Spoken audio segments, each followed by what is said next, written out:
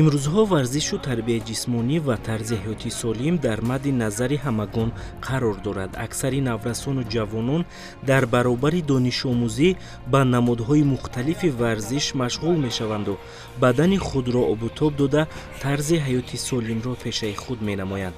қаҳрамони барномаи таҳамтан дастпарвари Федератсияи ғайрикасбии Унифайт Иброҳим Маҳсудинзода мебошад. Ном бурда 4 сол боз инҷониб дар ин намуд машқварзӣ мекунад. Устодаш раиси федератсияи мазкур Баҳриддин Сироҷов аст.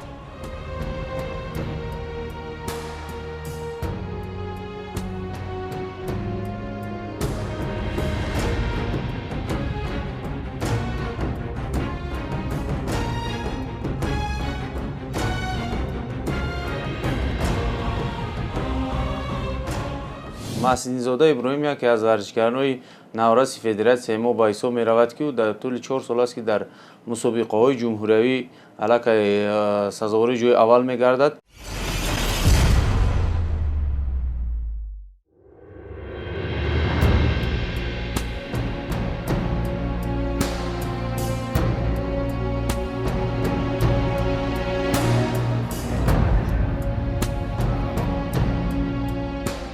иброҳимро асосан ба паҳлавониву ҷасурӣ ва нерӯмандиву солимӣ падараш раҳнамоӣ намудааст.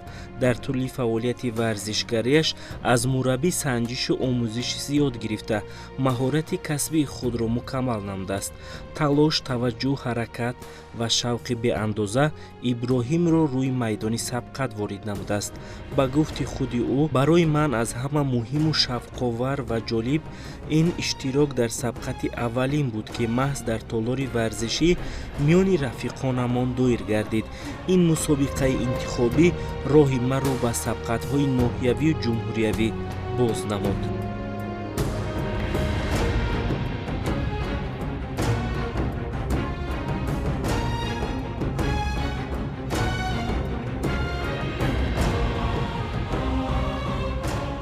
маро аввалин бор падарам оварда ба ин риштаи варзиш монд. Ман аввал барои саломатии худ мехостам варзиш кунам. Вақте ки ба саломатии худ расидам, ба чемпионатҳои ҷаҳон рафта сазовори ҷойҳои намоён гаштам.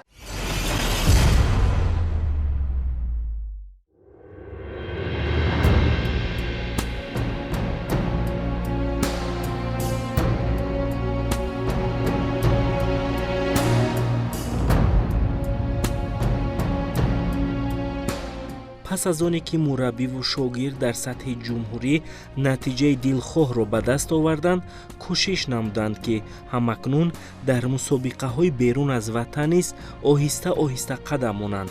Бо ҳамин мақсад соли 2020 Иброҳим пас аз сабқати ҷумҳуриявӣ аз ин намуди зебои варзиш роҳхати чемпионати ҷаҳониро ба даст овард. Билохира ин варзишгари навраси тоҷик дар чемпионати ҷаҳон оид ба муҳорибаи ғайрикасбии Унифайт миёни наврасону ҷавонон, ки дар шаҳри Анапаи Федератсияи Россия аз 25 октябр то 6 ноябри соли равон баргузор гардид, иштирок намуд.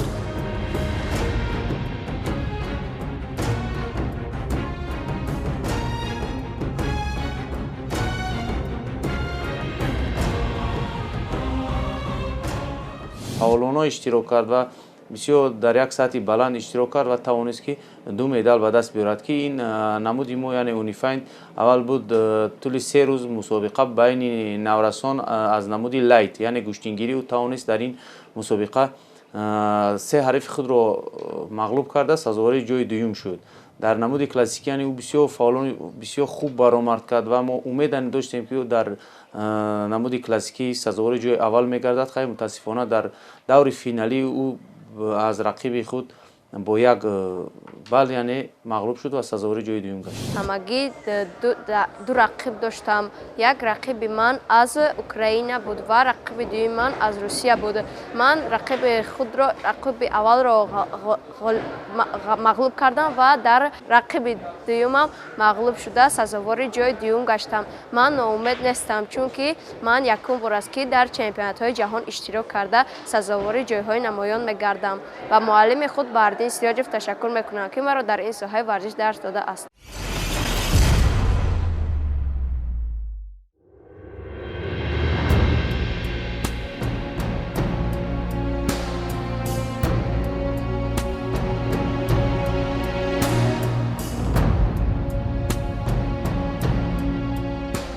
гарчанде ки дар сабқати ҷаҳонӣ варзишгарони 24 давлат ширкат варзида бошанд ҳам, лекин ин навраси тоҷик пеши худ мақсад гузошт то бо медали ҷои ифтихорӣ ба ватан баргардад. чемпионати ҷаҳон дар ду риштаи унифайт, лайт ё худ гӯштингирӣ ва классикӣ сурат гирифт ки ин ду шоха дар кишвари мо низ маъмул асту варзишгарон вобаста ба намудҳои болозикр маълумоти бештари варзишиву касбӣ доранд.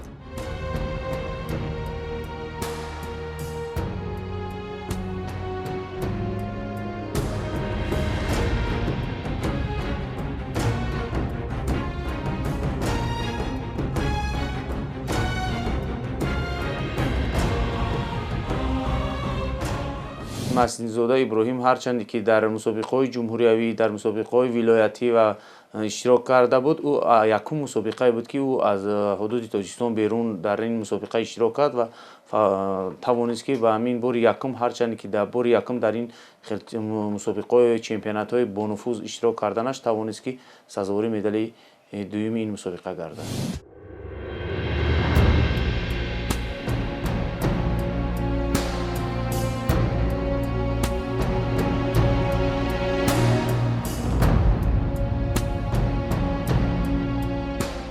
ҳамин тариқ сабқати ҷаҳонӣ ба Иброҳим Маҳсудинзода хубу хотирмон гузашт. агарчи Иброҳим аввалин бор дар корномаи варзишиаш қувваашро дар мусобиқоти бурунмарзӣ санҷида бошад ҳам, лекин худро гум накарду дар муқобили варзишгарони бо таҷрибаи рус хуб истодагарӣ кард ва музаффарият ба даст овард.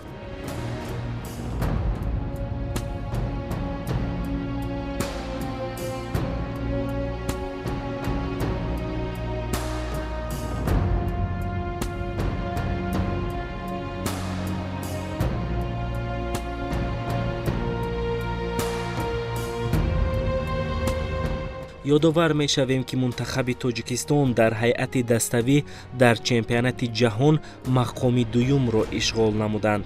гуфтам ба маврид аст ки дар ин ҳамоиши варзишӣ 6 варзишгар ва 2 мураббӣ Тоҷикистонро намояндагӣ кард ва бо мақсади ғолибияти навбатии Иброҳим ва ҳамгурӯҳонаш онҳоро дар фурудгоҳи байналмилалии Душанбе наздикону пайвандон ва масъулини соҳаи варзиши кишвар пешвоз гирифтанд ки ин раванд метавонад рӯҳияи варзишгаронро боз ҳам баланд гардонад.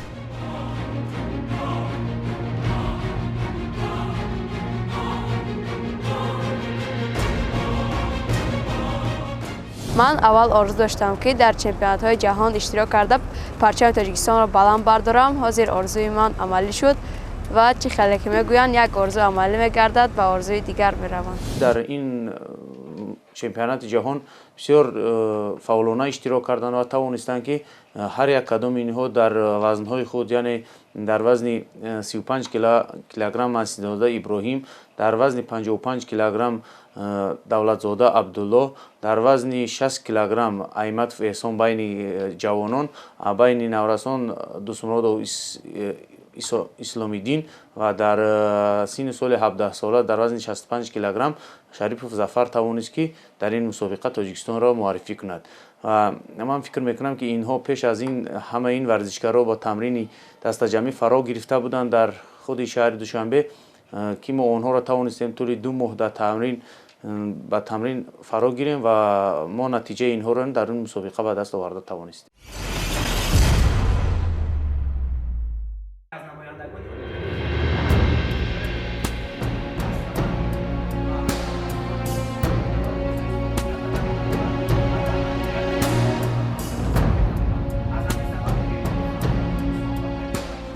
иброҳим маҳсудинзода хонандаи синфи ҳафтуми литсеи рақами дуюм барои хонандагони болаёқати шаҳри Душанбе мебошад.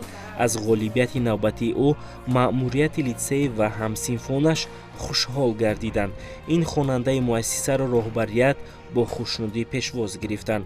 маълум гардид ки дар литсеи рақами дуюм ба таълиму тарбия ва иштироки фаъолонаи хонандагон дар тадбирҳои фарҳангиву фароғатӣ ва варзишӣ аҳамияти махсус дода мешавад.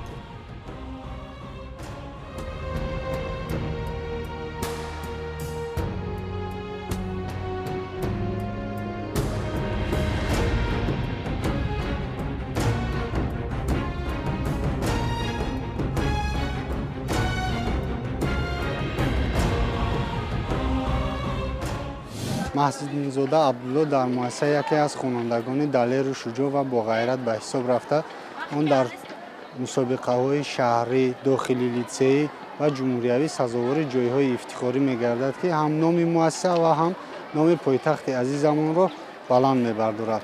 мо аз доштани чунин хонанда ифтихор мекунем. ҳамеша маҳсидинзодаро дастгирӣ ва барои пешрафти он кӯшиш ба харҷ медиҳем. маъмурияти муассиса низ барои маҳсидинзода дастгириҳо ва ҳавасмандгардониҳои худро дариқ надошта, пайваста онро ҳавасманд мегардонад, то ки дар чорабиниҳо иштирок карда номи муассисаи моро баланд бардорад. ҳамаи ин муваффақиятҳои маҳсидинзода аз ғамхориҳои асосгузори сулҳу ваҳдати миллӣ, пешвои миллат, президенти ҷумҳурии Тоҷикистон муҳтарам Эмомалӣ Раҳмон ва дастгириҳои пайвастаи раиси шаҳри Душанбе муҳтарам Рустами Эмомалӣ вобаста мебошад. чунки пайваста муҳтарам пешвои миллат хонандагони ҷавононро дастгирӣ мекунанд, то ки онҳо пеш рафта сазовори ҷойҳои ифтихорӣ ва дар олимпиадаҳои байналмилалӣ сазовори медалҳои тилло ва ҷойҳои намоён гарданд. боиси ифтихор аст, ки хонандаи мо низ дар чемпионати ҷаҳон дар Федератсияи Россия иштирок карда сазовори ҷойҳои намоён гардид.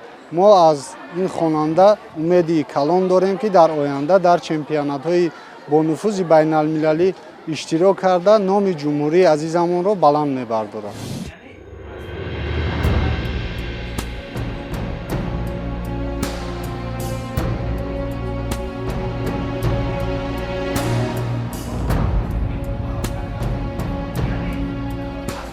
бояд қайд намуд, ки Иброҳим дар литсеи бо баҳои хубу аъло мехонад, кӯшиш мекунад, то ба ҳар дарс бо омодагии ҷиддӣ ҳозир шавад. фанҳои таълимӣ, математика, биология, русиву англисӣ ва тарбияи ҷисмониро дӯст медорад. ҳамсинфонаш низ ба донишомӯзиву муносибат ва одобу ахлоқи мавсуф таваҷҷӯҳи махсус доранд.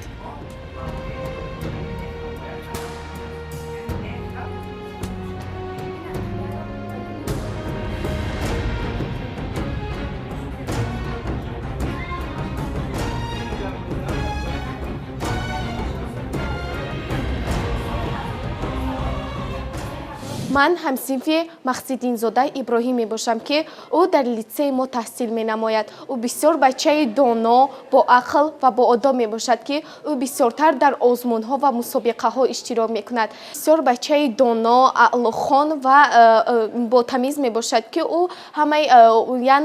ҳамаи дарсҳоро хубу аъло мехонад ва ба гапҳои муаллимон гӯш медиҳад.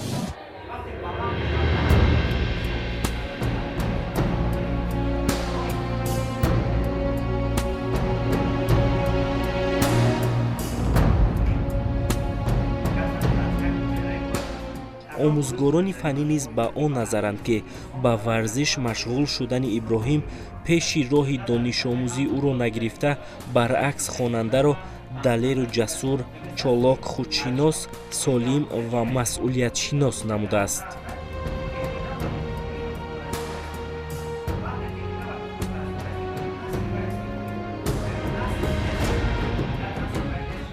яке аз шогирдони фаъоле ки дар литсей таҳсил мекунад, ин маҳсидинзода Иброҳим мебошад, ки дар баробари аз худ кардани фанҳои таълимӣ боз дар мусобиқаҳои варзишӣ низ фаъол мебошад ва дар раванди дарс аз фанҳои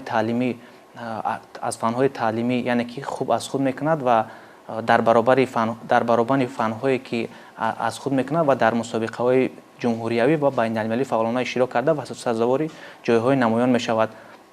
барои дар мусобиқаҳои варзишӣ ки дар олимпиадаҳои фанӣ бо ҷоизаҳои фахрӣ ноил гардидани хонандагон аз тарафи маъмурияти литсей қадрдонӣ гардида мешавад ва хонандагоне ки дар олимпиадаҳои ҷумҳуриявӣ ва байналмилалӣ сазовори ҷойҳои намоён мегарданд, аз супоридани маблағи шартнома яъне озод карда мешавад ва бо ҷоизаҳои яъне ки молӣ ва бо ифтихорномаву сипосномаҳо қадрдонӣ карда мешаванд.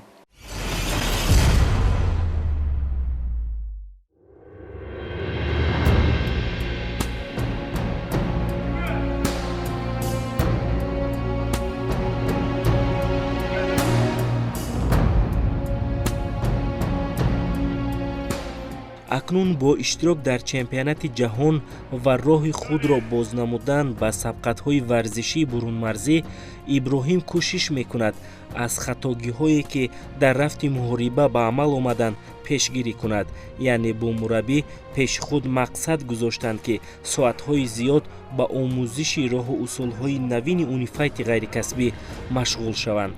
чун федератсияи ғайрикасбии унифайт дар тоҷикистон анқариб 10 сол мешавад ки фаъолият дорад, омӯзонидани таҷрибаҳои пешқадам ба шогирдон кори мушкил нест.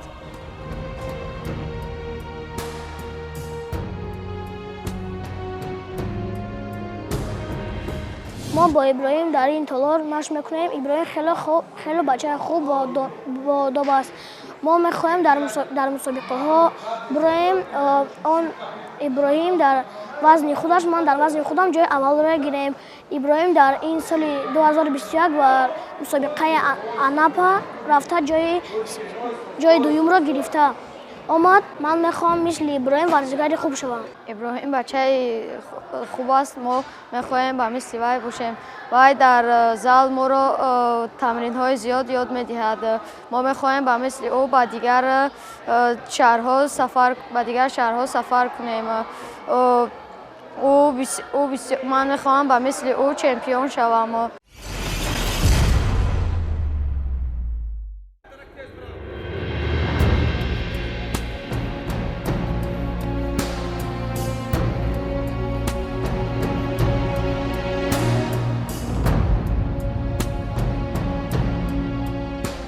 акнун дар оянда дастпарварони федератсияи ғайрикасбии унифайти ҷумҳуриро чемпионати осиё сабқатҳои ҷаҳонӣ миёни бузургсолон мунтазир аст.